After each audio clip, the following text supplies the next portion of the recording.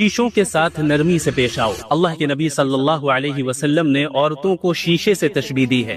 ایک عورت شیشے کی طرح صاف و شفاف ہوتی ہے، قیمتی ہوتی ہے، لیکن بہت جلد ٹوٹ بھی سکتی ہے۔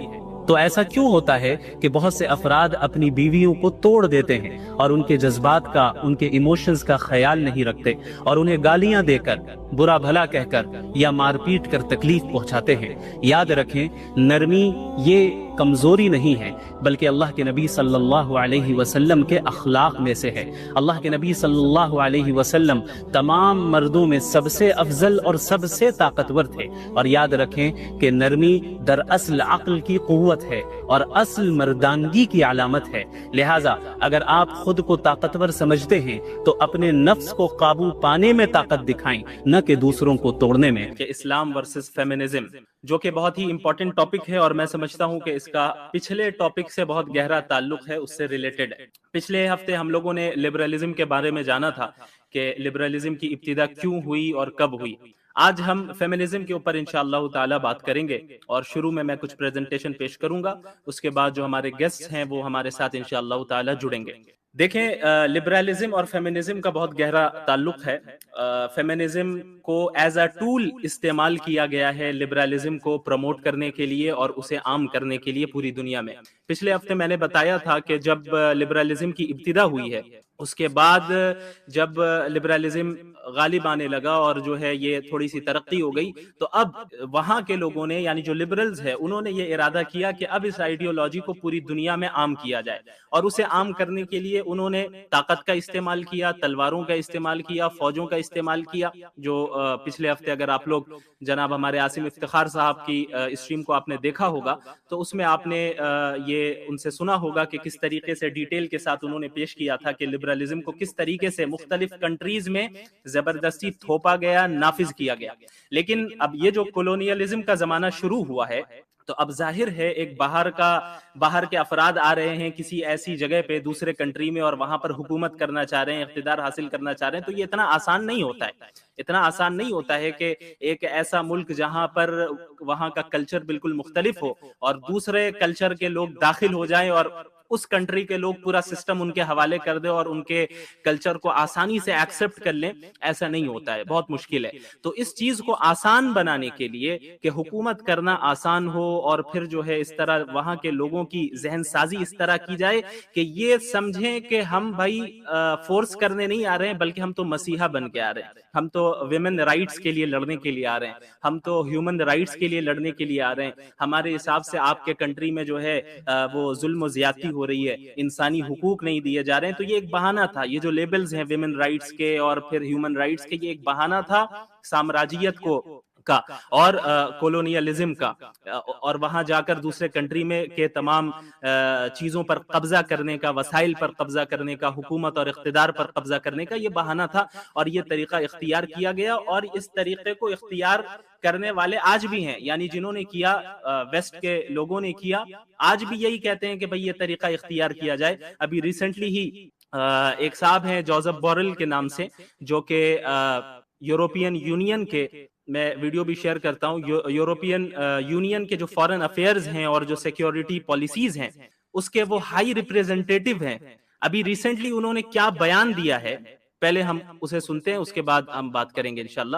تو یہ جو ہے میں ویڈیو شیئر کر رہا ہوں۔ Garden, build a garden. The rest of the Europe is a garden.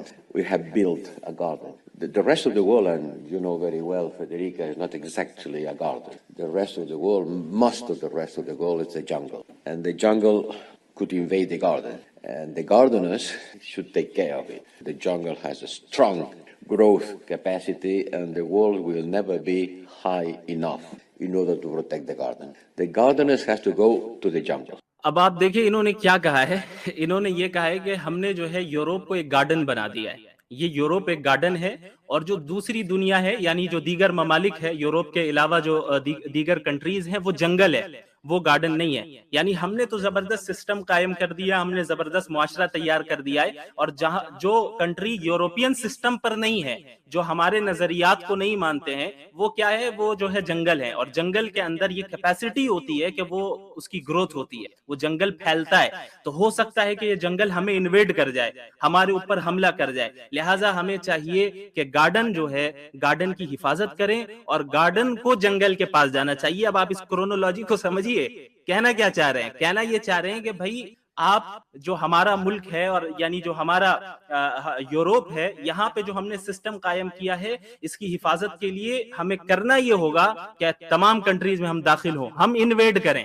وہ ہمیں انویڈ کر سکتے ہیں, اس سے پہلے ہم آگے چلے جائیں اور وہاں جا کر جو ہے انہیں بھی گارڈن بنانے کی کوشش کریں. تو یہ صریح طور پر یہ کہنا چاہ رہے ہیں کہ بھئی ہم جو ہے اسے سپورٹ کرتے ہیں کہ ہم دوسرے کنٹری پر جا کر قبضہ کریں, جو ماضی میں انہوں نے کیا, حال میں بھی کر رہے ہیں, مستقبل میں بھی کرنے کا پورا ارادہ رکھتے ہیں. اور بڑا تعجب ہوتا ہے کہ یہ حضرات جب کہتے ہیں کہ گارڈن ہم نے گارڈن بنایا ہے, بھائی حقیقی معنی میں جنگل کون ہے یہ ہم سب جانتے ہیں, ڈیٹا بتاتا ہے. ہم دیکھ رہے ہیں کہ بھائی کس طریقے سے عورتوں پر ظلم و زیادتی یورپین کنٹریز میں زیادہ ہوتی ہے, کس طریقے سے ریپ کیسز, عورتوں کے ریپ کیسز یورپین کنٹریز میں زیادہ ہیں, کس طریقے سے وہاں پر شادی کے بغیر بچے پیدا ہو رہے ہیں, ماں باپ چھوڑ دے رہے ہیں انہیں, سائیکولوجیکلی بچے ڈسٹربڈ پیدا ہو رہے ہیں, زندگی گزار رہے ہیں ڈسٹربڈ ہو کر, ڈیورسز ہو رہی ہیں, اور پورا فیملی سسٹم کرپٹڈ ہو چکا ہے, خراب ہو چکا ہے. یہ کہہ رہے ہیں کہ ہم گارڈن ہیں. بھائی اب جنگل کون ہے یہ آپ اور ہم اچھے طریقے سے جان سکتے ہیں. اب یہ لوگ کیا کرتے ہیں کہ بھئی دوسرے کنٹریز میں داخل ہوئے,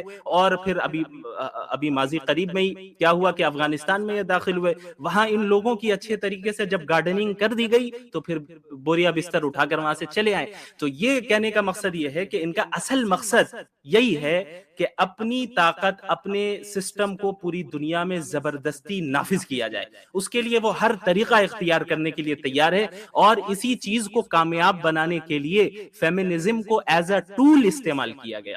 فیمنزم کو اسی لیے پروموٹ کیا گیا. کیوں کیا گیا؟ کہ جب ایسا کیا جائے گا, لوگوں کی ذہن سازی کی جائے گی, لوگوں کو بتایا جائے گا کہ بھئی دیکھو ہم جو تمہارے ملک میں آ رہے ہیں تم پہ قبضہ کرنے نہیں آ رہے, ہم تو ویمن رائٹس کے لیے آ رہے ہیں, ہم تو ہیومن رائٹس کے لیے آ رہے ہیں, اس لیے ہم داخل ہو رہے ہیں. اس طریقے سے ذہن سازی کی گئی, اور یہ بتایا گیا, عورتوں کو بیوقوف بنایا گیا ویمن رائٹ کے نام پر کہ بھئی ہم تو ایکویلٹی کی بات کر رہے ہیں, تم انڈیپینڈنٹ بنو, اور جو ہے تمہیں جو ہے اپنے شوہر کی ضرورت نہیں ہونا چاہیے مالی اعتبار سے یا کسی اور فیملی ممبر کی, تم اب انڈیپینڈنٹ ہو جاؤ فائنینشلی اور دیگر اعتبار سے, ہر اعتبار سے انڈیپینڈنٹ ہو, تاکہ تم, تبھی یہ فریڈم ہے. اور اگر تم گھر کا کام کر رہی ہو, گھر میں ہو, تو یہ فریڈم نہیں ہے. اس پہ انشاءاللہ ابھی اور تفصیل سے بات کریں گے. بہرحال ابتدا اس نیت کے ساتھ ہوئی, کیونکہ جب فیملی سسٹم خراب ہوگا, جو فیملی سینٹرک سسٹم ہوتا ہے, اس سسٹم کو ہٹا کر اسٹیٹ سینٹرک سسٹم بنانے کے لیے جو ہے فیمنزم کو عام کیا گیا ہے. کہ جب عورتوں کو ہی باغی بنا دیا جائے تو ظاہر ہے فیملی سسٹم تو برقرار نہیں رہ سکتا, اور جب فیملی سسٹم برقرار نہیں رہے گا, فیملی محدود ہو جائے گی, تو اور کوئی ایک دوسرے کا محتاج نہیں رہے گا, تو اب کیا ہوگا, سب کے سب اسٹیٹ کے محتاج بن جائیں گے, سب کے سب حکومت کے محتاج بن جائیں گے. اب فیملی ممبرز ڈیسائیڈ نہیں کریں گے کہ اس گھر کے ممبر کو کیا کرنا ہے, کیا نہیں کرنا ہے, کیا معاملہ ہونا ہے, کیا نہیں ہونا ہے. اب اسٹیٹ ڈیسائیڈ کرے گا, اب حکومت ڈیسائیڈ کرے گی. اس طریقے سے جب آپ نے فیملیز کو توڑ دیا تو کیا ہوا, اب حکومت کرنا پورے معاشرے میں آسان ہو جائے گا. تو اسی جو ہے نظریے کے ساتھ فیمنزم کو عام کیا گیا. تو بہرحال فیمنزم کے جو ہے مختلف ویوز ہیں. جو پہلا ویو ہے, اس کی جو پہلی لہر ہے, یہ تقریباً 19th to 20th سینچری میں یہ پہلی لہر عام ہوئی, ابتدائی دور میں 20ویں صدی کے. اور اس میں بنیادی طور پہ چند ایسی چیزوں کے لیے جو ہے آواز اٹھائی گئی جو کہ ایک اعتبار سے دیکھا جائے تو بہت مناسب ہے, کوئی غلط نہیں ہے. وہ اس اعتبار سے کہ یہ نعرہ لگایا گیا کہ بھائی عورتوں کو بھی رائٹ ٹو ووٹ ہونا چاہیے, یعنی جو سٹیزنز کو جو حقوق مل رہے ہیں, تمام سٹیزنز کو یکساں حقوق ملنے چاہیے, چاہے مرد ہو یا عورت ہو. اگر ووٹ کرنے کا حق مردوں کے پاس ہے تو عورتوں کے پاس بھی ہونا چاہیے. وراثت کا حق اگر مردوں کو ملتا ہے تو پھر جو ہے عورتوں کو بھی وراثت ملنی چاہیے. اور اگر اسی طرح ایجوکیشن کا جو حق ہے, جس طریقے سے مردوں کو ہے اسی طریقے سے عورتوں کو ملنا چاہیے. یہ وہ رائٹس ہیں, یہ وہ باتیں ہیں, یہ وہ چیزیں ہیں جو ابھی یورپ نے 100-150 سال پہلے حاصل کی ہیں اور اپنی عورتوں کو دیا ہے. اسلام نے 1400 سال پہلے دے کر معاملہ ختم کر دیا تھا. اور یہ جو ہے آج اس پوزیشن میں اپنے آپ کو سمجھ رہے ہیں کہ یہ ہم پر اعتراض کرے کہ بھائی جو ہے عورتوں کے حقوق تمہارے یہاں یہ نہیں ہے، تمہارے وہ نہیں ہے. اپنے ماضی کو دیکھو، اپنی تاریخ کو دیکھو، اور اپنے حال کو بھی دیکھ لو کہ تم نے عورتوں کے ساتھ کیا معاملہ کر رکھا ہے. بہرحال یہ سلسلہ جاری رہا. ابھی میں اس کے بعد ایک اور ویڈیو بھی پیش کروں گا، تاکہ جو میں نے یہ کہا ہے کہ فیمنزم ایک پولیٹیکل موومنٹ ہے، اور اپنے سسٹم کو نافذ کرنے کے لیے ویسٹ سے اسے عام کیا گیا ہے. تو یہ جو ہے میں انشاءاللہ اس سے ایک ویڈیو بھی دکھاؤں گا کہ یہ اس پر کس طریقے سے کام ہوتا ہے. بہرحال اس کے بعد سیکنڈ ویو ہے جو 1960 سے شروع ہوتا ہے، اور اس سیکنڈ ویو میں، فیمنزم کے سیکنڈ ویو میں جو باتیں پیش کی گئیں، جو نظریات پیش کیے گئے، یہ جو ہے اس کی وجہ سے آج جو ہے جتنی خرابی ہمارے معاشرے میں دیکھ رہے ہیں، ابتدا جو ہے بہرحال یہاں سے ہو جاتی ہے. سب سے پہلے اس میں سیکشوالٹی کے اوپر بات کی گئی کہ سیکشول لبرلائزیشن ہونا چاہیے، کہ ہر ایک کو اپنے یعنی اسے کس کے ساتھ زندگی گزارنی ہے، کس کے ساتھ نہیں گزارنی ہے، کس کے ساتھ جو ہے سیکشول ریلیشن قائم کرنا ہے نہیں کرنا ہے، کوئی کسی پر روک ٹوک نہیں کر سکتا، چاہے شادی کر کے کرے یا شادی کیے بغیر کرے. یہ جو آزادی، سیکشول آزادی جو دلانے کی کوشش کی گئی، جس کا نتیجہ آج ہم بھگت رہے ہیں، کس طریقے سے ہمارے یہاں بے حیائی عام ہو چکی ہے، اور طرح طرح کے نعرے آپ اور ہم سب سنتے رہتے ہیں کہ بھائی میرا جسم میری مرضی، یہ ساری چیزیں یہیں سے آتی ہیں. اس کے علاوہ یہ نعرے لگائے گئے کہ بھائی ہر چیز میں عورتوں کو ایکویلٹی دی جائے، ہر چیز میں. فرسٹ ویو میں کیا ہوا تھا، جو لیگل ایسپیکٹس ہیں اس پر بات ہوئی تھی. سیکنڈ ویو میں اب ہر چیز میں جو ہے ایکویلٹی کا دعویٰ کیا جا رہا ہے. اور کیا اچھا اس بات کو تسلیم کرتے ہوئے ایکویلٹی کا دعویٰ کیا جا رہا ہے کہ مین اینڈ وومن کے درمیان ڈفرینسز ہیں. سیکنڈ ویو کے جو لوگ تھے ایکٹیوسٹ، انہوں نے اس کو تسلیم کیا. وہ مانتے تھے کہ بھائی یعنی جو مین اینڈ وومن ہیں ان کے درمیان ڈفرینسز ہیں، لیکن ان تمام ڈفرینسز کے باوجود ایکولی ٹریٹ کرنا چاہیے. اس لیے عورتیں بھی جا کر باہر کمائیں گی، عورتیں بھی باہر نکلیں اور جو ہے تجارت کریں، اور انہیں جو ہے ہر اعتبار سے سوشلی اور اکنامکلی اور پولیٹیکلی ہر اعتبار سے انہیں جو ہے انڈیپینڈنٹ بنایا جائے. اور یہ ایک ایسی چیز ہے کہ ایک عقل مند انسان جو ہے یعنی غور کرے، تدبر کرے تو سمجھ میں آ جائے گا یہ کتنی irrational بات ہے. اللہ رب العالمین نے عورتوں کو اور مردوں کو مختلف چیزیں دی ہیں، یعنی مختلف صلاحیتیں دی ہیں.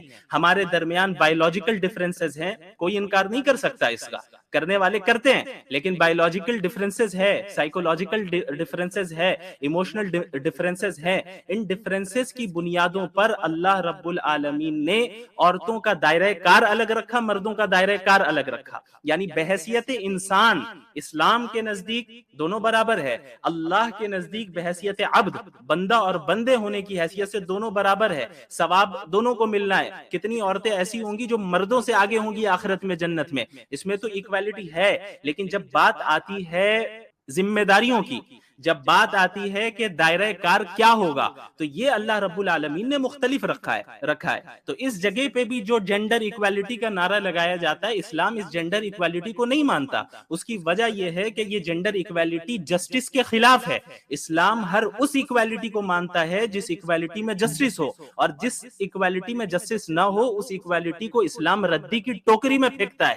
کیونکہ اصل عدل و انصاف ہے، اصل یہ ہے کہ کسی پر ظلم نہ کیا جائے، کسی کے اوپر اس کی صلاحیت سے بڑھ کر بوجھ نہ لادا جائے. یہ اسلام کی تعلیمات ہے. لیکن یہاں پہ کیا ہوا کہ بھائی عورتیں وہ کام بھی کریں جو عورت ہی کے ساتھ خاص ہے. ظاہر ہے بہت سی چیزیں ایسی ہیں جو مرد کر ہی نہیں سکتا. ریپروڈکشن کا معاملہ ہے، ولادت کا معاملہ ہے، کیا مرد کر سکتا ہے؟ کر ہی نہیں سکتا.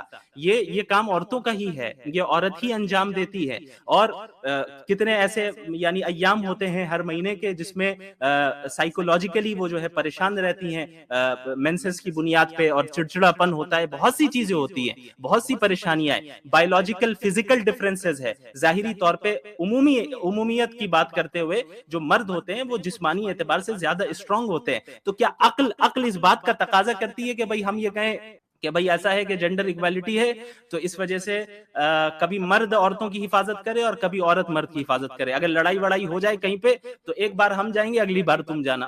ظاہر ہے کوئی سے قبول نہیں کرتا، کوئی اسے ایکسپٹ نہیں کرے گا. سب یہی کہیں گے کہ بھائی یہ مردوں کی ذمہ داری ہے کہ عورتوں اور بچوں کی حفاظت کرے، یہ مردوں کی ذمہ داری ہے کہ ان کا خیال رکھے، کیونکہ جو بایولوجیکلی، فزیکلی اور سائیکولوجیکلی جس طریقے سے جو فرق ہے مردوں میں اور عورتوں میں، اس کا لحاظ کرتے ہوئے اسلام نے جو ہے دائرہ کار میں اور ذمہ داریوں میں فرق رکھا ہے. لیکن جو ویسٹرن سسٹم ہے وہ کیا چاہ رہا ہے؟ وہ یہ چاہ رہا ہے کہ بچوں کی ولادت بھی عورتیں کرے، اور مینسس سے جو گزرنے کی وجہ سے جو پریشانیاں آتی ہیں وہ بھی عورتیں اٹھائیں، اور جو اگرچہ اور جو جسمانی کمزوری ہے مردوں کے مقابلے میں اسے بھی وہ برداشت کرے، اور اس کے ساتھ ساتھ وہ کام بھی کرے جو مرد کر رہے ہیں، وہ باہر نکلے، وہ بھی کمائے. کمانے کی ذمہ داری تمہاری بھی ہے، تمہیں بھی انڈیپینڈنٹ بننا پڑے گا، انڈیپینڈنٹ ہو جاؤ.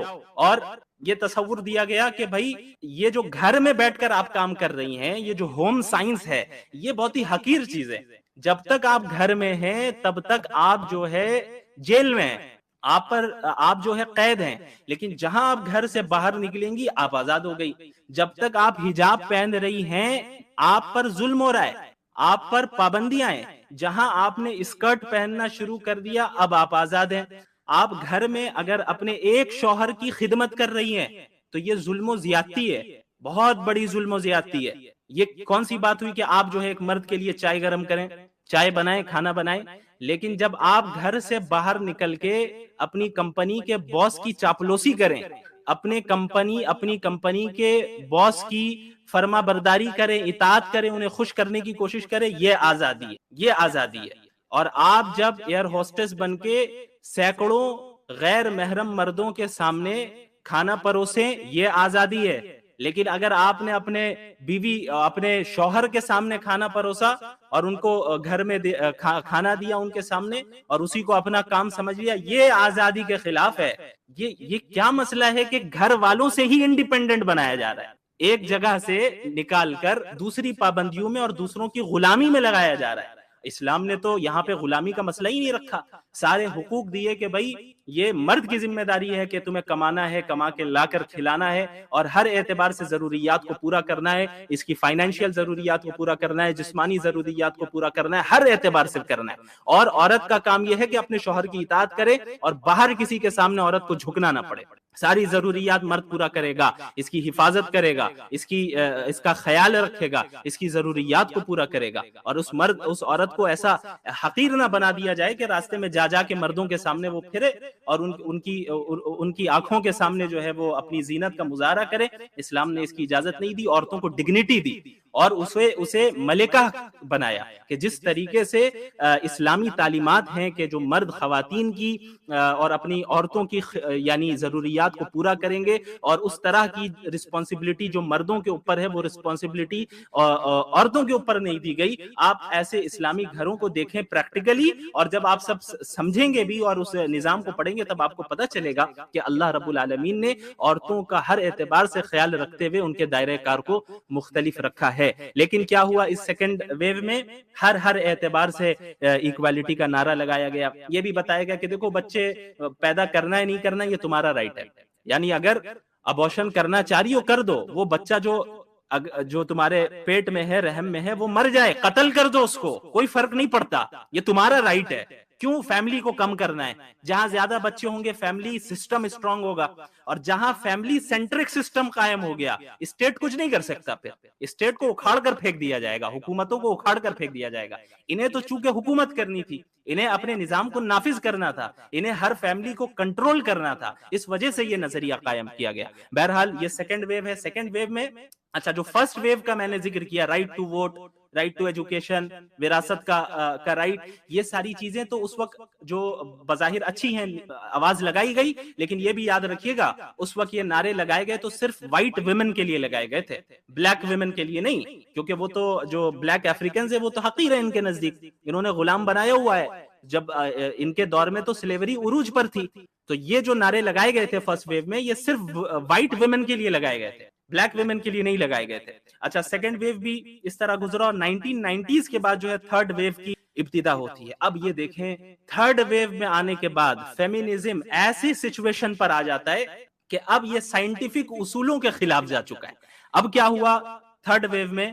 یہاں پر اس بات کا اعلان کیا گیا کہ بھائی سرے سے جینڈر کا کوئی ڈیفرنس ہوتا ہی نہیں ہے، سرے سے جینڈر کا کوئی ڈفرنس نہیں ہوتا ہے. یہ جو مرد ہے، یہ جو عورت ہے، یہ مرد کو مرد اور عورت کو عورت اس لیے کہا جاتا ہے کیونکہ یہ ایک سوشل کانسٹرکٹ ہے. سوشل کانسٹرکٹ ہونے کا کیا مطلب ہے کہ بھئی یہ معاشرہ بتا دیتا ہے، اس کو ذہن میں بیٹھا دیتا ہے، سوسائٹی بیٹھا دیتی ہے اس بات کو کہ بھئی تم مرد ہو، تم لڑکے ہو، اور لڑکی کے ذہن میں یہ بات بیٹھا دی جاتی ہے کہ بیٹی تم لڑکی ہو. یہ سوسائٹی کرتی ہے. لیکن مرد اور عورت کے نام سے کوئی الگ الگ جینڈر ہو مستقل طور پہ آبجیکٹو طور پہ یہ ہے ہی نہیں. یہ نہ بایولوجیکلی طے ہوگا نہ سائیکولوجیکلی طے ہوگا، یہ کچھ نہیں ہوگا. یہ سوشل کانسٹرکٹ ہے. اور جب آپ نے کسی چیز کو سوشل کانسٹرکٹ قرار دے دیا، ظاہر اب وہ آبجیکٹو تو نہیں رہا، وہ تو اب سبجیکٹو ہو گیا. اب سبجیکٹو ہونے کا کیا مطلب ہے؟ اب اس میں یہ ہے کہ بھائی ہر عورت کو خود اختیار ہے کہ وہ ڈیسائیڈ کر لے وہ کیا ہے. ہر مرد کو، عورت کو، سب کو اختیار ہے. یہ جینڈر جو ہے کوئی سوسائٹی آپ کے اوپر تھوپ نہیں سکتی کہ آپ مرد ہیں. آپ اگر مرد ہیں بایولوجیکلی، حقیقی اعتبار سے تو، لیکن آپ کو اندر سے لگ رہا ہے کہ آپ مرد نہیں ہیں، تو آپ کوئی بھی جینڈر اختیار کر سکتے ہیں، کوئی مسئلہ نہیں ہے. اس تھرڈ ویو میں کیا ہوا پھر؟ یہ اختیار دے دیا گیا عورتوں کو بھی خصوصاً کہ آپ جو ہے فیمینزم جو ہے، آپ جس چیز کو فیمینزم سمجھے وہی فیمینزم ہے. یعنی اس کی ایکسپلینیشن، انٹرپریٹیشن آپ کو خود کرنا ہے، یا آپ بتائیں، کوئی اور نہیں بتائیں گے کہ فیمینزم کیا ہے. اور اس کو ایک گلوبل موومنٹ بنا دیا گیا. یعنی اب پوری دنیا کے ہر عورتوں کو ایسے ہی کرنا ہے. اور اسے جو ہے ایک اسٹینڈرڈ بنا دیا گیا کہ بھائی یہ فیمینزم ایک اسٹینڈرڈ ہے، اس سے ساری چیزوں کو جج کیا جائے گا. بڑا تعجب ہوتا ہے جو لوگ یہ کہتے ہیں کہ بھائی مورالیٹی آبجیکٹو نہیں ہے، انہوں نے ان چیزوں کو اس آبجیکٹو معیار پر بیٹھا دیا. حالانکہ ان کے درمیان خود اختلاف ہے. فیمینزم میں بھی ایسا نہیں ہے کہ فیمینزم تمام جتنے بھی فیمینسٹ ہو سب کا ایک ہی نظریہ ہو. ظاہر ہے جب آپ نے یہ کہہ دیا کہ بھائی ہر انسان اپنے اعتبار سے اس کو ڈیفائن کر سکتا ہے تو پھر اس میں اختلافات ہوں گے، اور اختلافات ہو رہے ہیں، آج بھی ہو رہے ہیں. اب فورتھ ویو کی ابتدا ہوئی 2012 کے بعد، ابھی تک ہم لوگ فورتھ ویو میں چل رہے ہیں. تو اب اس کا نتیجہ کیا نکلا؟ تھرڈ ویو میں تو یہ بتا دیا گیا کہ بھائی جینڈر ڈفرینسز ہے ہی نہیں سرے سے. تو اب فورتھ ویو میں کیا ہو رہا ہے؟ اب تھرڈ ویو کے نتیجے میں ٹرانسجینڈرزم کو فروغ مل رہا ہے، بہت زیادہ فروغ دیا جا رہا ہے. ہم دیکھ رہے ہیں کہ بھائی ایک لڑکا ہے، ایک مرد ہے، بایولوجیکلی بالکل مرد ہے، لیکن اندر سے لڑکی سا فیل ہو رہا ہے. تو بھائی تم بہتر جانتے ہو کہ تمہیں کیا ہونا چاہیے. یہ سوسائٹی کیوں بتائے تم کو؟ تمہیں عورت بننا ہے، بس ٹھیک ہے، ابھی کل سے آدھار کارڈ میں لکھوا دیتے ہیں تم فیمیل ہو. یہ سسٹم اب آ رہا ہے. اور ایک عورت ہے، اس کو اندر سے لڑکا فیل ہو رہا ہے، وہ عورت بن جائے، وہ مرد بن جائے، اس میں کوئی فرق نہیں ہے. اس میں کیا پریشانی ہے؟ بن جائے نا، کوئی حرج کی بات نہیں، اس کا چوائس ہے بھائی.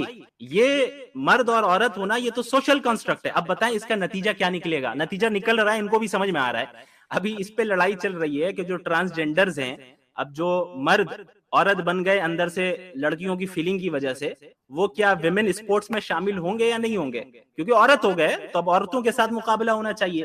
ابھی چند دن پہلے شاید میرے خیال سے کوئی نیوز بھی آئی تھی جس میں وہ ٹرانسجینڈر جو بندہ تھا، مرد ہے بایولوجیکلی، طاقت، مسلز ویسے ہی مردوں کی طرح، لیکن اس نے اپنے آپ کو فیمیل ڈکلیئر کیا، اسے فیل ہو رہا ہے اس کو چینج کرنا ہے جینڈر. تو اب وہ چلا گیا لڑنے کے لیے اسپورٹس میں عورتوں کے ساتھ، مار ریسلنگ ہو رہی تو اس نے کھوپڑی پھاڑ دی اس عورت کی بیچارے کی. ظاہر ہے جسمانی اعتبار سے فرق تو ویسے ہی رہے گا نا.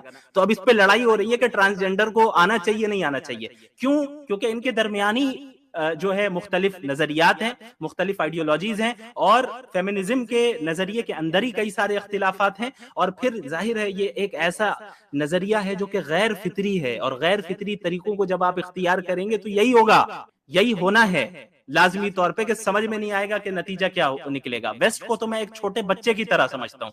ان کے جو آئیڈیالوجیز ہے وہ چھوٹے بچے کی طرح جو ضد کرے، نہیں پاپا آئس کریم کھانا ہے، پاپا آئس کریم کھانا ہے. ابو سمجھا رہے ہیں، والدہ سمجھا رہی ہیں، بیٹا سردی کا موسم ہے، رات کا وقت ہے، طبیعت خراب ہو جائے گی. نہیں مجھے کھانا ہے. آپ لوگ اچھے نہیں ہیں، آپ لوگ نہیں دیتے ہیں، آپ لوگ میری بات نہیں مانتے ہیں. اب جب اس نے آئس کریم کھا لی تو طبیعت خراب ہو گئی. اب سمجھ میں آ رہا ہے کہ بھئی یہاں نہیں کھانا چاہیے تھا. تو یہی ہو رہا ہے. اب جس جگہ پہ ویسٹ کھڑا ہو چکا ہے وہ پیچھے مڑ کر بھی دیکھے نا تو آسانی کے ساتھ وہ ریورس نہیں ہو سکتا، اب وہ پیچھے نہیں آ سکتا. اس طریقے سے معاملہ ہو گیا. اچھا، فورتھ ویو میں وومن امپاورمنٹ کی اب بات ہو رہی ہے کہ بھائی اب تک جو ہے مردوں نے جو ہے عورتوں کے اوپر ظلم و زیادتی کی ہے، انہیں حقیر سمجھا، انہیں دبا کے رکھا ہے. اب ویمن آئے گی، لیڈ کرے گی. اب ایکویلٹی ختم. اب جو ہے بات ہو رہی ہے کہ ویمن امپاورمنٹ کی بات ہو رہی ہے، اور اسے جو ہے اسٹیٹ آئیڈیالوجی کی طرح جو ہے تسلیم کیا جا رہا ہے اور پڑھایا جا رہا ہے. ہم سب جانتے ہیں کہ کس طریقے سے یہ ساری چیزیں ہو رہی ہیں. بہرحال اس کا کیا نتیجہ نکل رہا ہے؟ اب آپ بتائیں، یہ جو ٹرانسجینڈرزم کو عام کیا جا رہا ہے، اس کے کتنے خراب نتائج نکل رہے ہیں. بھائی یہ تو طے کیسے ہوگا کہ کون مرد ہے کون عورت ہے؟ اور پھر مرد اور عورت تو دور کی بات، اگر مرد اور عورت ہونا یہ سوشل کانسٹرکٹ ہے، تو ایک انسان کا انسان ہونا اور ایک کتے کا کتا ہونا یہ بھی تو سوشل کانسٹرکٹ ہے۔ کتے نے تو کہا نہیں کہ میں کتا ہوں، ہم نے نام دیا ہے نا، آپ کی سوسائٹی نے نام دیا ہے۔ اب کل کسی مرد کو اندر سے کتا کتا فیل ہونے لگے اور وہ کہے کہ میں آج سے انسان نہیں ہوں، میں کتا ہوں، تو اسے کیا کنورٹ کر دیں گے؟ ایسا ہو رہا ہے، ایسا ہو رہا ہے۔ ابھی کچھ مہینے پہلے ہی میں نے جو ایک نیوز پڑھی جس میں یہ بات تھی کہ بھئی ایک مرد ہے، اس نے یعنی بڑی مقدار پیسوں کی خرچ کی اس چیز پہ کہ اسے کتا بننا تھا، اور اسے ایکسپٹ کیا جا رہا ہے۔ معاشرے میں یہ ساری چیزیں ہو رہی ہیں۔ اب اس کی خرابیاں کیا ہوگی؟ خرابیاں یہ ہے کہ بھئی اب آپ دیکھیں مثال کے طور پہ کہ جو ہے اگر ایک مرڈرر ہے، اس نے مرڈر کر دیا اور اپنے آپ کو اس نے بلی ڈکلیئر کر دیا، یا ایک بندہ ہے جو یہ بھی رائٹ ہے دیا جا رہا ہے، اس پر بھی بات ہو رہی کہ بھئی ایک 50 سال کا بڈھا ہے، اس کو لگ رہا ہے کہ وہ 10 سال کا ہے، تو ہم اسے 10 سال کا ہی کنسیڈر کریں گے۔ اگر وہ کہہ رہے ہیں وہ 10 سال کا ہے تو 10 سال کا بچہ ہی کنسیڈر کیا جائے گا۔ تو اب آپ بتائیں، اب جو سارے قاتل جو ہیں وہ تو یہی کرنے لگ جائیں گے، سارے قاتل مار مار کر کہیں گے بھائی میں تو 10 سال کا بچہ ہوں۔ اب کیا اب وہ سزا نافذ کی جائے گی جو بڑوں پر نافذ کی جاتی ہے یا بچوں پر؟ یعنی ایسا کیوس برپا ہو چکا ہے، ایسا سسٹم درہم برہم ہو چکا ہے کہ ان سے بڑا جنگل کوئی نہیں ہے، اور یہ اپنے آپ کو کہہ رہے ہیں وی آر گارڈنرز۔ گارڈننگ تو ان کی ہونے کی بہت ضرورت ہے۔ تو یہ جو ہے فیمنزم جو دھوکہ دے رہے ہیں لوگوں کو۔ اچھا یہ بھی میں بتاؤں، مجھے بڑا افسوس ہوتا ہے کہ کئی مسلمان ایسے ہیں جو سمجھتے ہیں کہ بھائی میں مسلم فیمنسٹ ہوں، آئی ایم اے فیمنسٹ مسلم۔ تو وہ بندہ وہ ہے جس نے نہ فیمنزم کو جانا ہے نہ اسلام کو جانا ہے۔ عموماً کیا ہوتا ہے، فیمنزم کی طرف لوگ مائل ہوتے ہیں اس بات کو سن کر کہ بھائی اچھا یہ لوگ ویمن رائٹس کی بات کر رہے ہیں۔ ویمن رائٹس کا کوئی انکار نہیں کر رہا ہے۔ اسلام نے جتنے ویمن رائٹس دیے اسے کسی مذہب نے نہیں دیے، چاہے رائٹ ٹو ایجوکیشن ہو یا وراثت کا حق ہو، اور اسلام نے جو ہے ووٹ دینے سے عورتوں کو پر کوئی پابندی تو نہیں لگائی ہے۔ اس کے علاوہ یہ سارے حقوق دیے کہ بھئی اس کے ساتھ کوئی ظلم و زیادتی نہ ہو، مرد اس کی حفاظت کرے، اگر اسے ہیرس کیا جائے گا تو قانون اسے سزا دے گی، اگر اس کا ریپ کیا جائے گا تو قانون اسے سزا دے گی۔ یہ ساری چیزیں جو ہے حقوق انہیں دیے گئے، اور اس کے بعد مردوں کی ذمہ داری ہے کہ فائنینشلی عورتوں پر کوئی بوجھ نہیں ہے، تمہیں کما کر لا کر دینا ہوگا۔ اگر یہ رائٹس تم پورے نہیں کر رہے ہو، عورت کو پورا اختیار ہے کہ اسلامی قاضی کے پاس جائے اور اپنا خلا لے کر معاملہ رفع دفع کروا دیں۔ پورے حقوق دیے جا رہے ہیں، ساری چیزیں دی جا رہی ہیں، اس کو ایک مقام اور مرتبہ دیا جا رہا ہے۔ لیکن جو ہے اس کے باوجود بعض لوگ یہ سمجھتے ہیں کہ ویمن رائٹس کے لیے ہمیں فیمنسٹ بننا پڑے گا۔ ایسا نہیں، یہ ایسا ہی ہے، یہ بالکل ایسا ہی ہے کہ میں کہوں کہ بھائی ہندو اسکرپچرز میں لکھا ہے کہ غریبوں کی مدد کرنا ہے، لہٰذا مجھے بھی کرنا ہے، اچھی چیز ہے، لہٰذا میں مسلم ہندو ہوں۔ کرسچنز کے اسکرپچرز میں لکھا ہے کہ غریبوں کی مدد کرنی چاہیے، مجھے بھی غریبوں کی مدد کرنا ہے، لہٰذا میں مسلم کرسچن ہوں۔ کہا جائے گا میرے بھائی دماغ صحیح ہے آپ کا، جو غریبوں کی مدد کرنے کا تعلق ہے تو قرآن میں بھی لکھا ہے۔ تو غریبوں کی مدد کرنے کے لیے آپ کو نہ ہندو بننے کی ضرورت ہے نہ کرسچن بننے کی ضرورت ہے، آپ مسلم ہو کر بھی غریبوں کی مدد کر سکتے ہیں، اور مسلم ہو کر ہی آپ کو کرنا ہے۔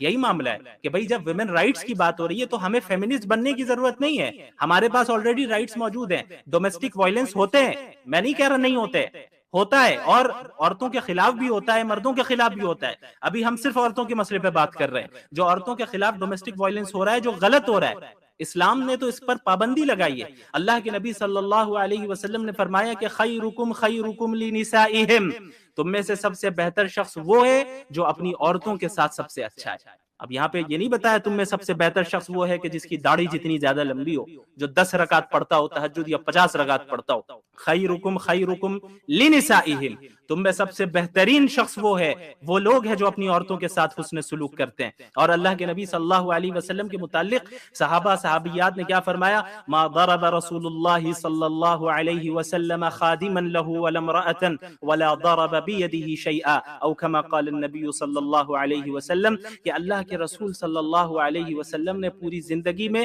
نہ کسی اپنے خدمت کرنے والے پر ہاتھ اٹھایا نہ کسی عورت پر ہاتھ اٹھایا۔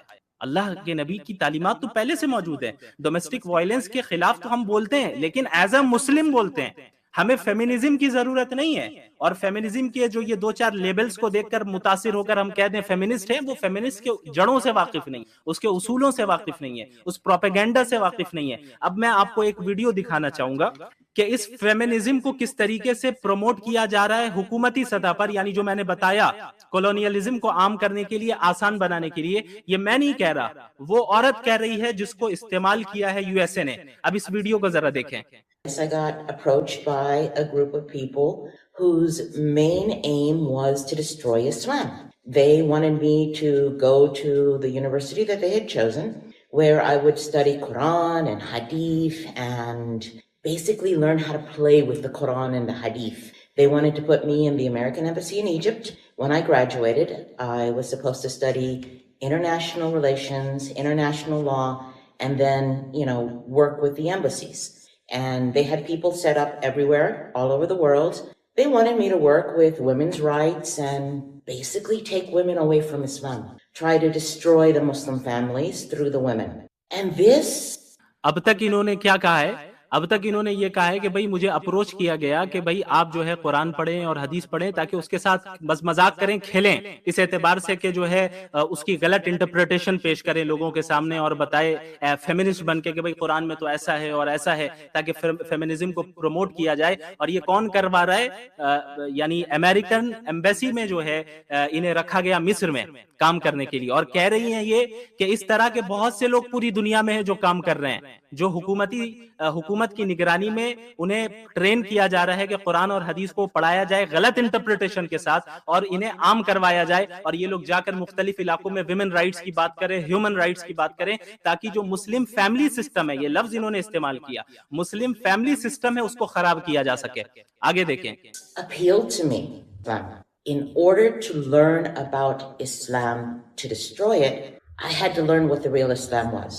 I sat with a group of scholars who were primarily Jewish, and they taught me Quran, they taught me Hadith, and they taught me... یہ کہہ رہی ہے کہ جو ہے جب میں نے صحیح معنی میں اسلام کو پڑھا تب تو میں حقیقت کو پہچان گئی کہ بھائی اسلام تو یہ ہے. اور ان کو ٹرین کرنے والے کون ہیں؟ یہودی اسکالرز. کہہ رہے ہیں جوئش اسکالرز میرے ساتھ بیٹھتے ہیں اور ہمیں بتاتے ہیں کہ قرآن کیا ہے اور حدیث کیا ہے. How to play with the Quran and the Hadith to try to take women away from Islam using women's rights. Women rights کا نعرہ لگا کر اور ویمن رائٹس کا لیبل لگا کر قرآن اور حدیث کو استعمال کر کے کس طریقے سے ہم مسلم فیملی سسٹم کو خراب کریں اور عورتوں کو اسلام سے دور کریں. کیونکہ یہ جو فیمنزم ہے یہ ایتھزم کی طرف ایک راستہ ہے، اینڈ تو ایتھزم ہی ہے اس راستے کا. اب بہت سے لوگ جو ہے دوسرے سٹیج میں ہی رک جاتے ہیں، فیمنزم کو ایکسپٹ کر لیتے ہیں کہیں نہ کہیں، لیکن ایٹ دا اینڈ اگر وہ آگے بڑھتے رہے تو اس راہ کی منزل جو ہے وہ ایتھزم ہی ہے. اسی لیے حقوق المرأہ یعنی ویمن رائٹس کا نعرہ لگا کے ان لوگوں کو ٹرین کیا گیا کہ بھائی آپ قرآن کو ایسے انٹرپریٹ کریں، حدیث کو اس طرح انٹرپریٹ کریں. کرنے والا کون ہے؟ کرنے والے حکومت یو ایس اے نے لگایا، اور پڑھانے والے کون ہیں؟ جوئش ہے. The thing is, when you study Islam and you actually have in your heart the intention that you want to know the truth comes to you. کہہ رہی ہیں کہ جب آپ اسلام کو خود پڑھتے ہیں اور آپ کا یہ یعنی مقصد ہوتا ہے اور آپ کے اندر یہ انٹینشن اور یہ نیت ہوتی ہے کہ آپ حق کو پہچانیں، تو یاد رکھیے حق آپ تک پہنچ جاتی ہے. ظاہر ہے یہ انہیں بٹھایا گیا تھا اسلام کو برباد کرنے کے لیے، اسلام کے خلاف سازش کرنے کے لیے قرآن حدیث پڑھایا جا رہا تھا، لیکن ان کے اندر حق کو تسلیم کرنے کی صلاحیت تھی. تو انہوں نے سمجھ لیا کہ بھئی یہ جو اسلامی اصل تعلیمات ہے اس کے خلاف یہ لوگ ہمیں پڑھا رہے ہیں اور ہمیں یوز کیا جا رہا ہے. اسلامی تعلیمات تو یہ ہے نہیں جو ویمن رائٹس کے خلاف ہو، وہ ویمن رائٹس جو حقیقی معنی میں ویمن کے رائٹس ہیں اللہ کی طرف سے. And I fell in love with the Quran. And by falling in love with the Quran, I fell in love with Islam. Alhamdulillah, because of this, Allah subhanahu wa ta'ala, after 3 years of intensive studying, led me to al-Islam. And alhamdulillah, today I'm a Muslim as a result. And I am very grateful to Allah for this. I would have to say my story is a story of plans. I planned, people that I was with planned, and Allah subhanahu wa ta'ala planned. And because of this, I got approached. تو یہ جو ہے انہوں نے اسلام کو پڑھا اور 3 سال تک اس کا مطالعہ کرتی رہیں اور سمجھ گئیں کہ بھائی یہ جو اسلام ہے یہ برحق ہے، یہ جو ہے جھوٹے نعرے لگائے جا رہے ہیں اور ہمیں یوز کیا جا رہا ہے اسلام کے خلاف پروپیگنڈا کرنے کے لیے، اور اس طریقے سے انہوں نے پہچان لیا۔ تو اب آپ اندازہ لگائیں کہ فیمنزم کی حقیقت کیا ہے۔ وہ صرف فیملی سسٹم کو برباد کرنا چاہ رہے ہیں کہ گھر کے مردوں سے انڈیپینڈنٹ ہو کر غیروں پر جو ہے ڈیپینڈنٹ ہو جاؤ، یہ کرنا مقصد ہے۔ اسلام نے ہر اعتبار سے کیسے کیسے حقوق دیے، کل اس پر مفتی عبداللہ منہاج صاحب کی اسٹریم ہوئی ہے، اس کو دوبارہ سنیے گا، کتنی تفصیل کے ساتھ انہوں نے بیان کیا کہ بھائی جو اگر عورت کسی جائز طریقے سے کما بھی رہی ہے تو وہ پیسے بھی صرف اسی کے ہے، مرد نہیں لے سکتا اس سے، اور مرد کے اوپر جو نان و نفقہ ہے وہ الگ ہے، جو مہر ہے وہ الگ ہے۔ اگر مرد بھی کھڑے ہو جائے کہ بھئی یہ کون سی بات ہوئی، یہ تو مین کے خلاف ہو رہا ہے، ایک مین موومنٹ ہم لوگ شروع کر دیں مینیزم کے نام سے یا کچھ اور کے نام سے شروع کر دیں تو کیا ہوگا؟ اچھا، دوسری چیز یہ ہے کہ یہ جو فیمنزم کے پروموٹ کرنے والے اور ماننے والے لوگ ہیں، یہ لوگ اسی جگہ پہ ایکویلٹی مانگتے ہیں جس جگہ پر جو ہے کوئی خطرہ نہ ہو۔ وہ جگہ جہاں پر جان کا خطرہ ہو وہاں پر نہیں آتے۔ اب مثال کے طور پہ کوئی فیمنسٹ تو یہ نعرہ لگاتی نظر نہیں آئی، نہ کوئی مرد نظر آیا فیمنسٹ نعرہ لگاتے ہوئے کہ مردوں کو پیچھے کرو، عورتیں جنگ میں جائیں گی۔ ابھی حال میں کیا ہوا، جب رشیا اور یوکرین جو وار چل رہی ہے، یوکرین نے یہ حکم دیا کہ بھائی جتنے بھی مرد ہیں 18 سال سے لے کے 60 سال تک یہ ملک چھوڑ کر نہیں جا سکتے، یہ اپنی آرمی کو سپورٹ کریں گے اور ملک کے لیے لڑیں گے، بالکل اللیگل ہے جانا، چھوڑ کر جانا۔ لیکن جو مرد ہیں، جو عورتیں ہیں، خواتین ہیں اور جو بچے ہیں وہ ملک چھوڑ کر جا سکتی ہیں تاکہ ان کی حفاظت کی جائے۔ اب آپ بتائیے ذرا سا، ابھی یہ ویمن ایکویلٹی اور جینڈر ایکویلٹی کے نعرے لگانے والے کہاں گئے نعرے لگانے والے؟ سارے فیمنسٹ کو پوری دنیا میں کھڑے ہو جانا چاہیے تھا کہ یہ 18 سے 60 سال کے مرد ہی کیوں لڑیں گے، 18 سے 60 سال کی عورتیں بھی لڑیں گی اور وہ پیچھے جائیں۔ اب یہ اعتراض ہوتا ہے نا کہ امامت میں عورت پیچھے کیوں، مرد آگے؟ کوئی تو آیا نہیں سامنے کہ بھائی جو ہے فوج میں مرد آگے کیوں ہیں، انہیں پیچھے کرو، ہم آگے جائیں گے، ہم لڑیں گے۔ ظاہر ہے یہ ایسی جو ان پریکٹیکل ہیں، وہ خود بھی جان رہے ہیں کہ کس غلط نظریے میں وہ مبتلا ہو چکے ہیں، اور جو ہے وہ خود بھی جان رہے ہیں کہ بھائی وہ اس کے خراب نتائج کیا نکل رہے ہیں، سب جان رہے ہیں۔ لیکن جب انسانوں کے دلوں پر اور دل و دماغ پر جو ہے مہر لگ جائے تو پھر یہی ہوتا ہے ان کے برے اعمال کے نتیجے میں۔ بہرحال میں تمام مسلمانوں سے یہ اپیل کروں گا کہ اس طرح کے فتنے سے محفوظ رہیے۔ یہ اس فتنے میں مبتلا وہ ہوتا ہے، وہ بندہ ہو جاتا ہے یا وہ بندی ہو جاتی ہے جس کو اسلامی